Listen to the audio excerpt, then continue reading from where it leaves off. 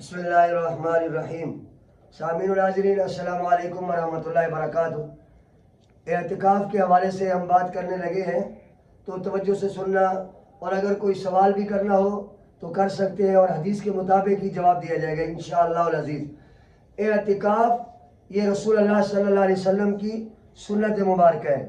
رسول کریم صلی اللہ علیہ وسلم رمضان المبارک کے آخری عشرہ میں اعتکاف فرمایا کرتے تھے، اور جب آپ ظاہری دنیا سے پردہ فرمانے والے تھے، آخری سال تھا، تو آپ صلی اللہ علیہ وسلم نے 20 دن کا بھی اعتکاف فرمایا ہے۔ 10 دن بھی اعتکاف سنت مبارکہ ہے، 20 دن بھی سنت ہے۔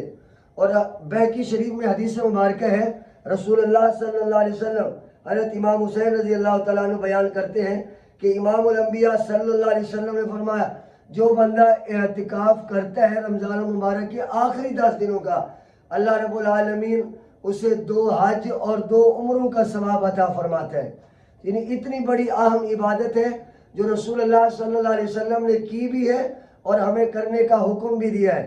اور اعتکاف سنت کے مطابق یہ ہے کہ آپ دنیا سے کٹ جائیں، دنیا کے ساتھ تعلق نہ ہو۔ ایسا نہ ہو کہ آپ اعتکاف میں بیٹھ جائیں اور کاروبار اعتکاف میں بیٹھ کے کرتے رہیں اور دنیا کی باتیں کرتے رہیں، یہ اعتکاف کی لذت نہیں ہے۔ اعتکاف کی لذت اور اعتکاف کا حصول اس وقت حاصل ہوگا جب بندہ دنیا سے کٹ کر صرف اللہ کی رضا کے لیے بیٹھے گا، تسبیحات ہو، قرآن کی تلاوت ہو، ذکر و اذکار ہو۔ اور یہ بات یاد رکھو، اعتکاف پہ سنجیدہ لوگ اور بڑے لوگ بیٹھے۔ کچھ لوگ اعتکاف پہ چھوٹے چھوٹے بچوں کو بٹھا دیتے ہیں، مسجد کی بے حرمتی، اور بچے مسجد میں بھاگتے رہتے ہیں، دوڑتے رہتے ہیں، نہ کھانے کے آداب کا پتہ ہوتا ہے۔ تو وہ بچے بھی ہی بیٹھ سکتے ہیں جو سلجھے ہوئے ہوں، جن کو دین اسلام کا پتہ ہو اور مسجد کے آداب کا پتہ ہو۔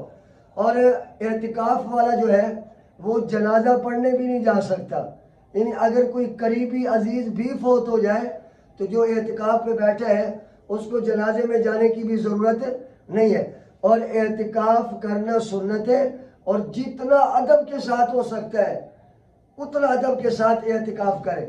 اور یہ جو خیمے ہوتے ہیں اعتکاف کے، یہ سنت مبارکہ ہے۔ ایسا نہیں ہے کہ آپ خیمے نہیں لگا سکتے، خیمے لگا سکتے ہیں اور کھلے عام بھی بیٹھ سکتے ہیں۔ اگر مسجد چھوٹی ہے اور لوگ بہت زیادہ ہیں تو یہ ہے کہ خیمے نہ لگائیں، سب مل کے بیٹھ جائیں اور دنیا کی باتیں نہ کریں۔ اور اگر مسجد بھی ہے اور اتنی مسجد ہے کہ لوگ خیمہ لگا کر بیٹھ سکتے ہیں تو خیمہ لگا کر بیٹھے، تاکہ ہر بندہ اپنے خیمے میں ہی عبادات کرے اور زیادہ وقت گزارے وہاں اور تسبیحات پڑھے۔ تو میرے بھائی دوستو، اعتکاف بہت بڑی عبادت ہے، بہت بڑا ثواب ہے اس کے اندر، اور رسول اللہ صلی اللہ علیہ وسلم کی سنت مبارکہ بھی ہے۔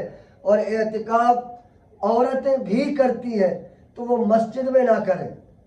فی زمانہ مسجد میں عورت جو ہے وہ اعتکاف نہیں کر سکتی، جیسے حالات